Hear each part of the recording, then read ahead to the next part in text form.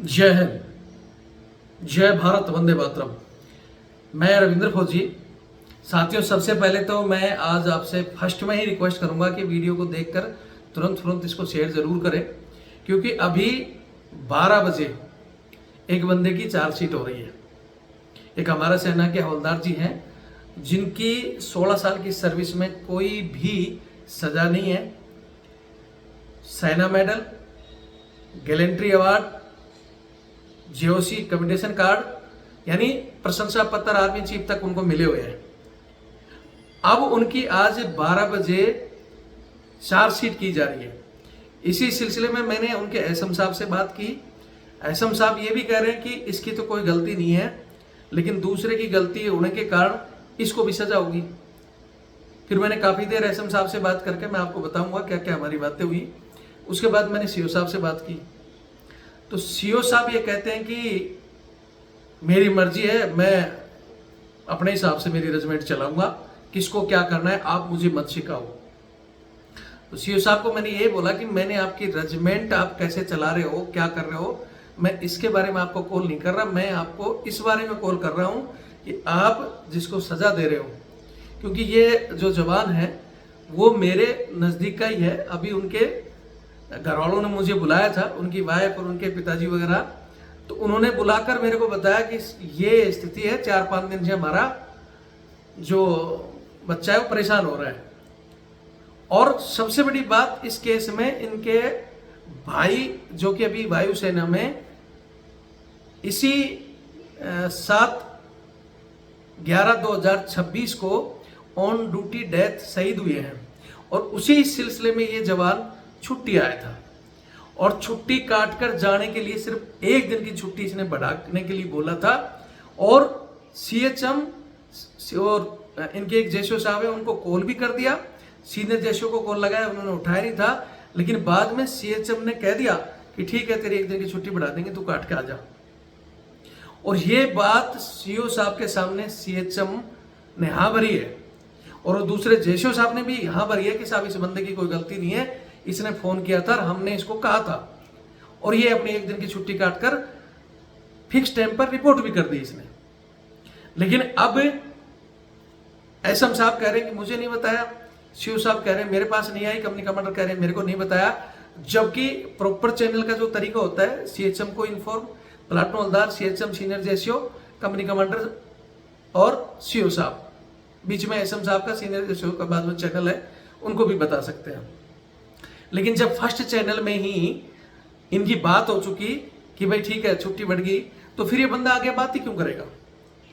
SM साहब से मेरी बात हुई है, जिसमें एसएम साहब खुद कह रहे हैं, मैंने एसएम साहब को कहा कि साहब ये जो आज बात है ना, ये सिर्फ आपके लेवल तक की बात थी, लेकिन आज सीओ साहब के पास पहुंची और सीओ साहब इस बंदे को सजा दे रहे हैं। एक तरफ एसएम साहब कह रहे हैं कि नहीं सजा नहीं देंगे, छोड़ देंगे इसको। तो छोड़ देंगे तो आपने टेंटेटिव चार्जशीट क्यों बनाई? टेंटेटिव चार्जशीट बने हुए आज 7-8 दिन हो गया, उसके बाद इंटरव्यू पे इंटरव्यू उनको घुमा रहे हो, और घुमाने के बाद में आज 12 बजे आपने चार्जशीट के लिए बोल दिया। अगर छोड़ना ही था तो फिर चार्जशीट के लिए क्यों बुलाया गया? आप बताओ कि छोड़ना ही था तो चार्जशीट के लिए क्यों बुलाया गया? तो एक बार इस बंदे की मैं पूरी कहानी बता रहा हूँ, लेकिन सबसे फर्स्ट में आपको मैं इतना ही कहूँगा कि अभी इसको, क्योंकि इसकी 12 बजे बुलाया है, लेकिन 12 से 2-4 बजे तक, 5 बजे तक हो सकता है इसको खड़ा रखेंगे, क्योंकि ये फौज का एक अधिकारियों का माइंडली टॉर्चर और परेशान करने का जरिया होता है कि बुलाकर चार्जशीट के नाम पर खड़ा रखो 5-7 दिन इनको, ताकि वो बंदा परेशान हो जाए और बाकी लोगों को भी लगे। क्योंकि इस केस में इसकी कुछ गलती नहीं होते हुए भी बोलते हैं कि नहीं इसको तो सजा होगी, ताकि बाकी लोग भी सुधरें। सीओ साहब जो ये चाह रहे हैं कि मैं मेरी रेजिमेंट मेरे ढंग से चलाऊंगा, मैं ये करूंगा, तो मैं सीओ साहब को, हालांकि मैंने कॉल में भी उनको कहा कि साहब रेजिमेंट आप कैसे भी चलाओ, लेकिन मैं, हालांकि बाद में उन्होंने फोन काट दिया, मैं उनको कहने वाला था कि आपके ऊपर भी ब्रिगेड कमांडर साहब बैठे हैं, जेओसी साहब, डिव कमांडर, आर्मी चीफ साहब बैठे हैं, और इस चैनल के अलावा भी हिंदुस्तान में लोकतंत्र में एक चीज है, वो अदालत है। अगर आज उस बंदे को सजा होती है तो मैं पक्का इस केस को कोर्ट लेके जाऊंगा। बात ये नहीं है, अब वो कह रहे हैं कि वार्निंग देके छोड़ देंगे। अगर चार्जशीट के बाद में वार्निंग होती है तो वार्निंग के साथ छोटी मोटी सजा, पे फाइन जो भी होता है, तो इसका कैरियर बंदे का खत्म कर देंगे। क्योंकि इनकी सर्विस पूरी हो चुकी है, सर्विस के बाद में ही इनके पिताजी की भी तबीयत खराब चल रही है, इनके भाई की डेथ हो ही गई है। तो ये काफी दिन से पहले ही जब इनके पिताजी सीरियस है तभी से डिस्चार्ज भी मांग रहे हैं, और ये बाहर जाना अपना नौकरी से सेवार्थ लेकर बाहर आएंगे। तो बाहर इस स्थिति में कोई भी अपना ठीक ठाक अपने नजदीक जॉब करेंगे और अपना जीवन व्यतीत करेंगे। लेकिन आज इनको अगर पनिशमेंट होती तो इनके कैरियर पर एक ठप्पा लग जाएगा, जो कि इतनी अच्छी सर्विस के बावजूद। सबसे पहले मैं स्टेप बाय स्टेप आपको ये पूरी कहानी बताता हूं।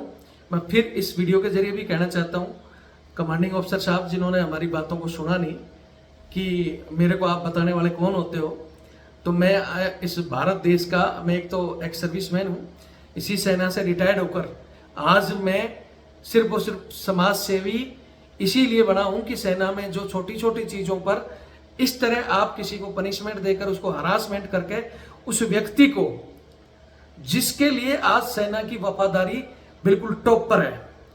आपको बता दूं कि इनके परिवार, इनकी वाइफ, जो मेरी बातें हुई तो उन्होंने ये कहा कि साहब आप जो चैनल चलाते हो, जैसे घर में जाते हैं, ये भी हैं, हमारे और भी सैनिक हैं, तो औरों की तो पता नहीं, लेकिन ये जब, क्योंकि इनकी वाइफ हमारा वीडियो देखती है, इनके परिवार के और लोग भी, कि बोले हम आपका वीडियो देखते हैं, लेकिन ये हमेशा ये कहते थे कि नहीं ऐसा नहीं है, रविंद्र फौजी कहता है जो सारी बातें सही नहीं है, कुछ एक चीजें बात अलग है, लेकिन बाकी उनकी सारी बात नहीं है, हमारी रेजिमेंट बहुत अच्छी है। और इनकी रेजिमेंट ने इनके साथ अच्छा भी किया है। जैसे इन्होंने डिस्चार्ज की जब एप्लीकेशन दी तो इनके सीईओ साहब ने इनको कि भाई ठीक है, हम कोशिश करेंगे तेरे डिस्चार्ज की, जब तक तू, इनको एक राजस्थान में पोस्टिंग भी दी, एक जगह भेजा, लेकिन उस यूनिट ने इनको वापस कर दिया, क्योंकि ये मेडिकल ग्रांट पे पोस्टिंग आ रहे थे, तो बोल रहे थे कि भाई नहीं, हम नहीं छोड़ पाएंगे। उस रेजिमेंट का भी जरूरत पड़ने पर हम बताएंगे कि जब यूनिट थी और उनके पिताजी बीमार है, तो रेजिमेंट ने इनको ये कह के कि हम मेडिकल ग्रांट पे आपको बार बार नहीं छोड़ पाएंगे, इनको वापस कर दिया। वहां इनकी रेजिमेंट ने अच्छा काम किया इनके लिए।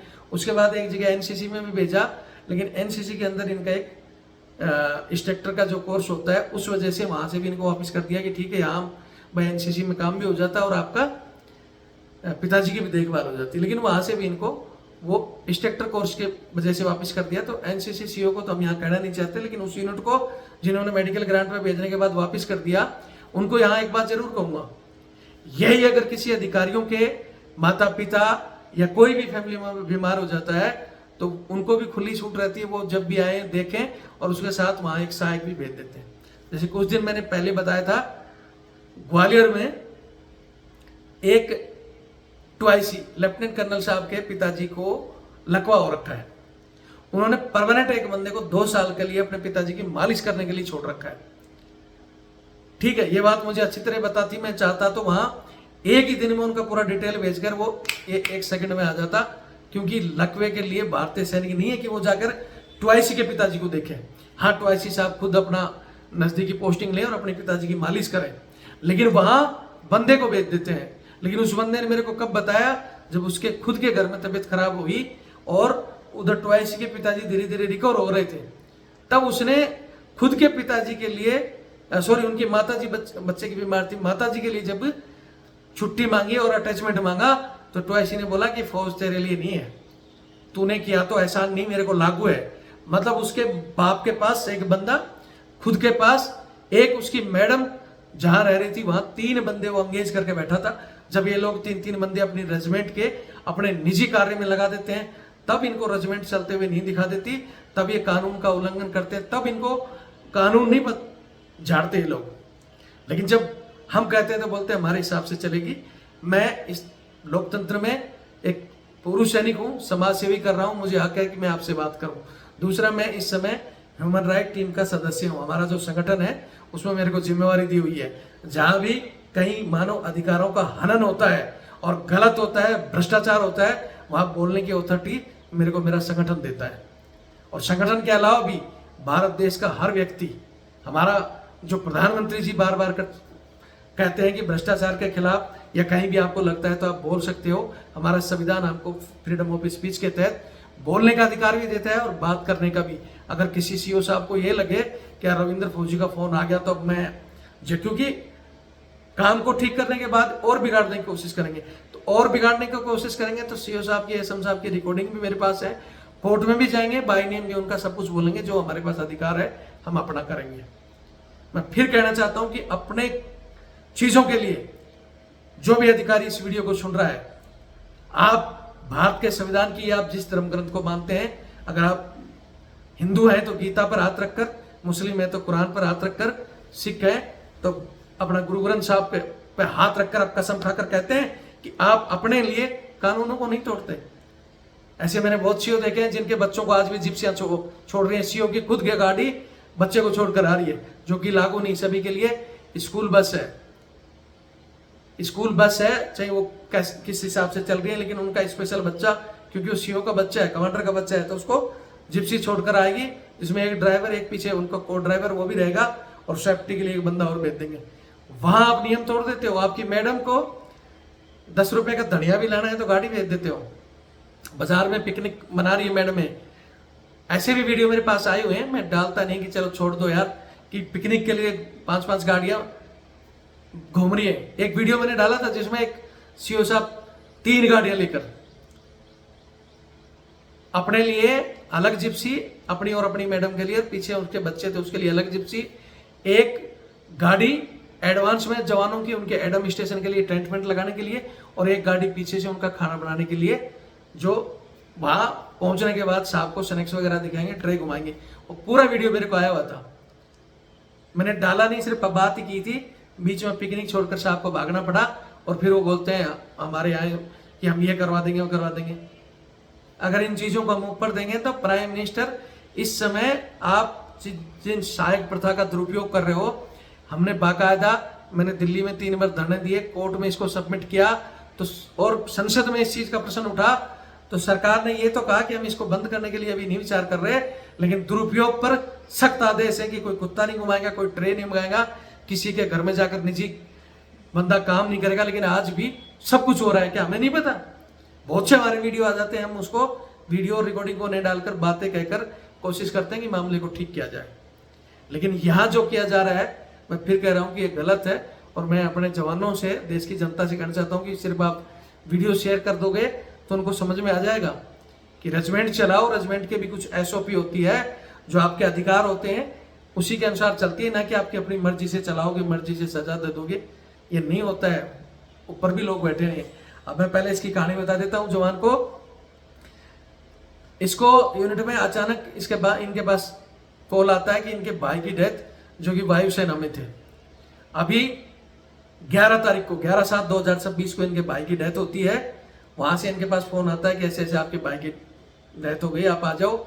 ये तुरंत ही वहीं से छुट्टी लिए इनके परिवार के, वहां अपने 1 महीने की इनकी रेजिमेंट इनको छुट्टी भी दी। मैं नहीं कहता कि इनकी रेजिमेंट गलत है, बहुत अच्छा काम कर रही है, छुट्टी दे दी। ये छुट्टी अपना काट कर घर वालों को अपना जैसे भी करके, और ये वापस अपने यूनिट में आने वाले थे, लेकिन इसी 7 अगस्त को इनके पास कॉल आ जाता है वहां से कि भाई आपके भाई के जो कागज पत्र बन रहे हैं उसमें इनके भाई का कोई लोन था, तो उसके लिए आपकी इनकी जो उनकी वाइफ को लेकर आप यहाँ जाओ, उनके साइन वगैरह होने हैं। तो इनके पिताजी की ऑलरेडी मैंने बता दिया, वो तबीयत खराब रहती है, ज़्यादातर चारपाई पे हैं। तो ये और इनकी जो वाइफ थी वो और 2 लेकर बंदे ये वहाँ चले गए। 7 तारीख को इनको पता था कि मेरी छुट्टी 10 को मेरी रिपोर्ट है, तो मैं जाके 7 को जाऊँगा। 7 को ही अचानक कॉल आए थे, रात को ही, छुट्टी की वजह से रात को ही अपनी पर्सनल गाड़ी लेकर कि भाई रात की रात चाहें, सुबह पहुंच के काम करा के वापस आ जाएं, तो ये चले गए। वहां काम में थोड़ा समय लग गया, उसके बाद में भी जल्दी जल्दी करके ये, जब इसको पता कि मैं रात को पहुंचते पहुंचते 8 या 9 बज गए थे घर, तो उसी बीच में इनको लगा कि अब मैं हो सकता है सुबह रात को ही घर से निकलूंगा, लेकिन वहां पहुंचते पहुंचते हो सकता है थोड़ा बहुत लेट हो जाऊं।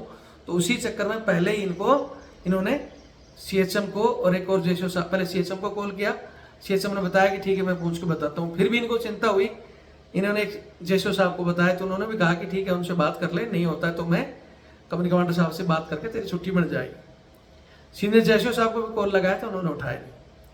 फिर सीएचएम को इन्होंने दोबारा किया शाम को कि भाई मैं 8 बज गए, घर पहुंच गया हूँ और अभी मैं यहाँ से निकलूंगा, लेकिन वहाँ पहुँचते पहुँचते मैं मतलब कल पहुँच जाऊँगा पहुँचने को तो, लेकिन थोड़ा लेट पहुँचूंगा, इसलिए मेरी छुट्टी बढ़ा दो। बोला ठीक है मैं बात करता हूँ, तेरे 1 दिन की छुट्टी पड़ जाएगी, तू भाई आ जा, शाम तक आ जा। ये बात जब सीएचएम ने बोल दी तो इनको टेंशन खत्म होगी। इनके पास रिकॉर्डिंग भी है जेशो साहब की भी कि ठीक है, और सीएचएम की भी बन गई। उसके बावजूद ये अपना जो भी घर वालों को छोड़ा उसी रात ये अपना गाड़ी में बैठ के यूनिट के लिए चला गया।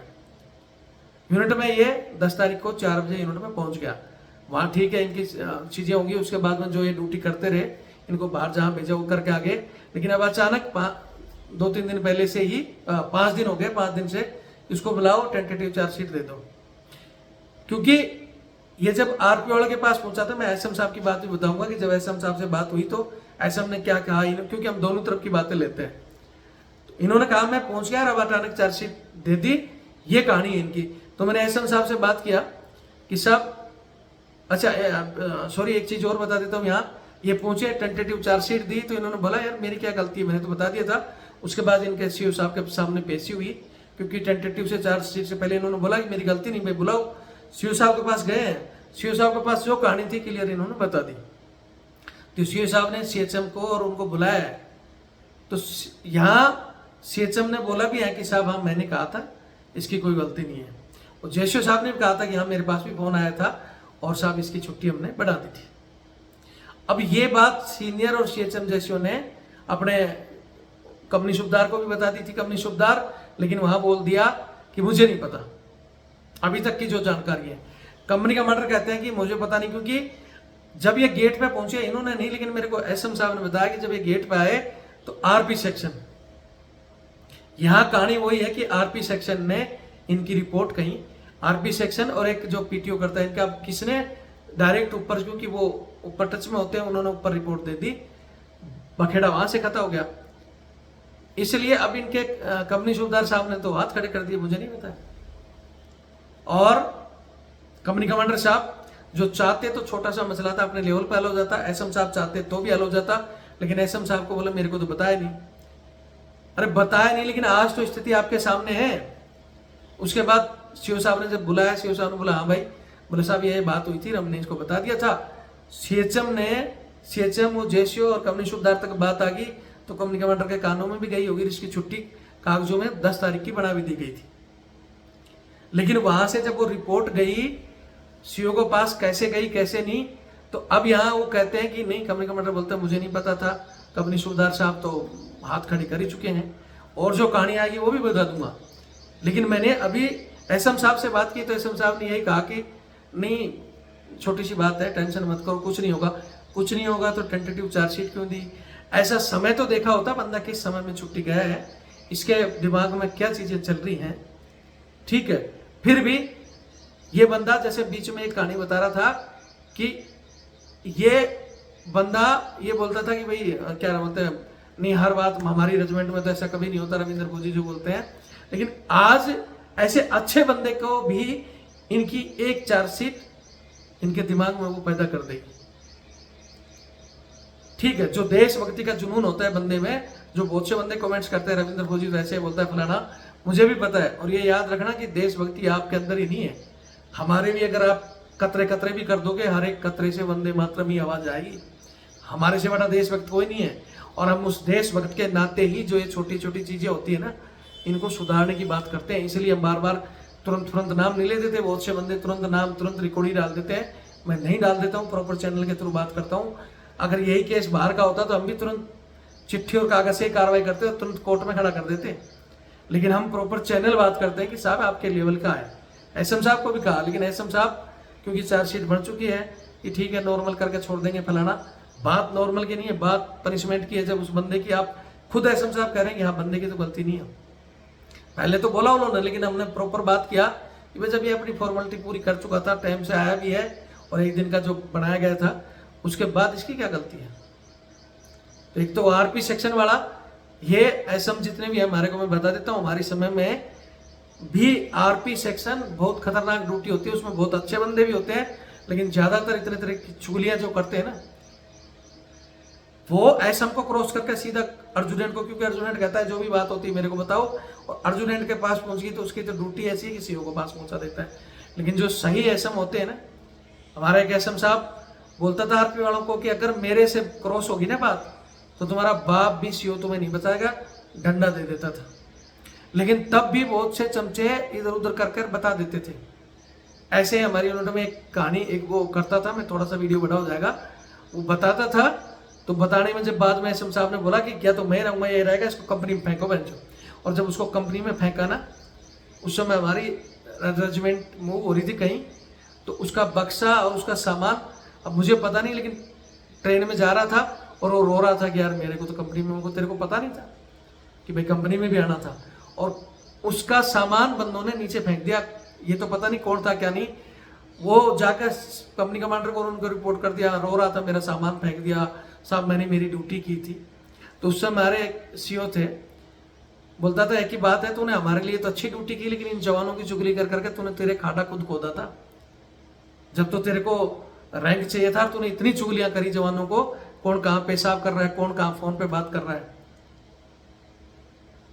उसका प्रमोशन भी इतनी चुगलियों के बाद में, वो हमारा एक सीओ था जो रहते रहते कभी निकल के गया, बोलता था जो फौज की सिखलाई, ये कहते हैं फौज की सिखलाई एक दूसरे की मजबूती, एक दूसरे के लिए जान देना, वो होती है। लेकिन तुमने छोटी छोटी बात यहाँ पहुंचाई, हमारे लेवल में तो ड्यूटी ठीक की, लेकिन फौज के लेवल में तुम घातक हो। और उसका चीना आराम कर दिया था बाद में, कंपनी में आने के बाद में, जब उसको पता चला ग्राउंड में ड्यूटी क्या होती है और चुगलियां करना क्या होता है। तो थोड़ा आरपी सेक्शन वाले संभल कर रहे हैं। फिक्स ड्यूटी नहीं कि आप ही करोगे, आपको भी जाना है, इतनी ड्यूटी करो जो सरकारी ड्यूटी है।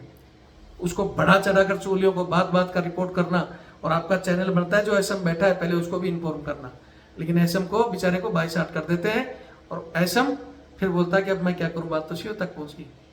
हालांकि एसएम साहब ये भी करें, ये कर देंगे, ये छोड़ देंगे, लेकिन एसएम साहब की बातों से तो लग रहा है कि हो जाएगा, लेकिन जो सीओ की टोन थी, उस टोन से नहीं लगता कि वो इस चीज को ठीक करेगा। वीडियो लंबा नहीं करके मैं चाहता हूँ इस वीडियो को आप पहुंचाओ, ताकि आज अगर उसकी चार्जशीट कैंसिल होती है तो मैं आगे मेरा जो तरीका होता है, नाम काम जो भी है नहीं बताऊंगा। और ये कहानी सिर्फ उन लोगों तक रहेगी कि आपकी एक गलत सजा या आपके तरीके से आप किसी देशभक्त के दिमाग में ये पैदा कर देते हो कि फौज में वास्तव में ये चीजें होती हैं।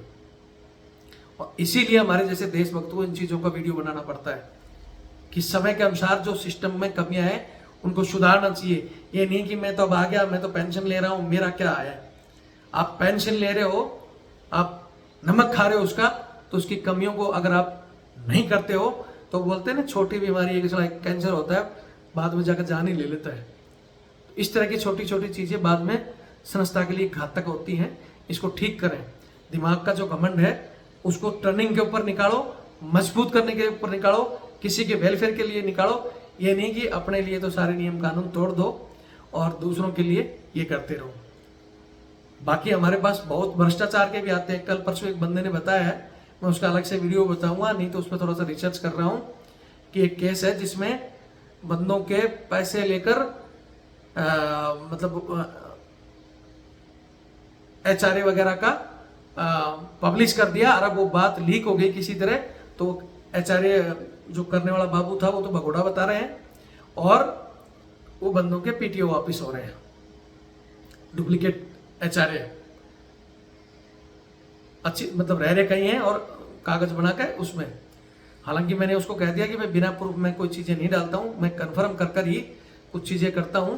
तो यूनिट लेवल तक ठीक होती है तो ठीक है, नहीं तो हमें ये भी पता है कौन कितना अपने लिए नियम तोड़ देते हैं, क्योंकि उसमें अपना पेट भरता है।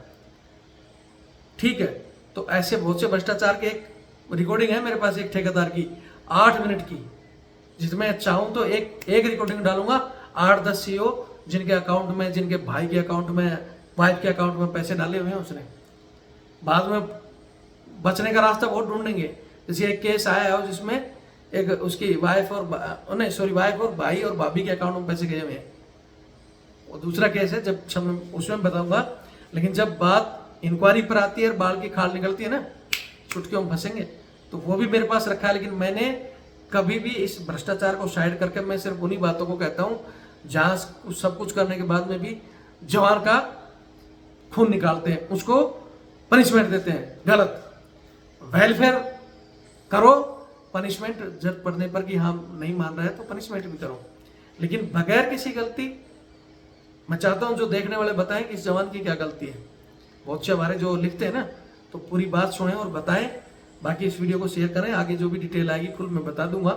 मैं फिर कह रहा हूँ, फौज कि मैं कमांडिंग ऑफिसर हूँ तो मेरी है, मैं जो करूँगा कहीं नहीं चलता है। ऐसे तो फिर प्रधानमंत्री चाहे तो कल तक पूरे देश को करवा देगा, जज साहब चाहे तो सभी को फांसी टांग देंगे। तो ये कहना कि मैं इस कुर्सी पर बैठा हूँ मैं ही करूँगा, कहना आसान है, लेकिन आपके ऊपर भी कोई बैठा है, वहाँ जवाब देना मुश्किल है। जवाब होना चाहिए आपके पास, फिर आप अपनी मर्जी करो। लेकिन एक और उससे ऊपर बैठा है नीली छतरी वाला, वहाँ नहीं चलता ये चीज़ें। वीडियो देखें और शेयर करें। जय हिंद, जय भारत, वंदे मातरम।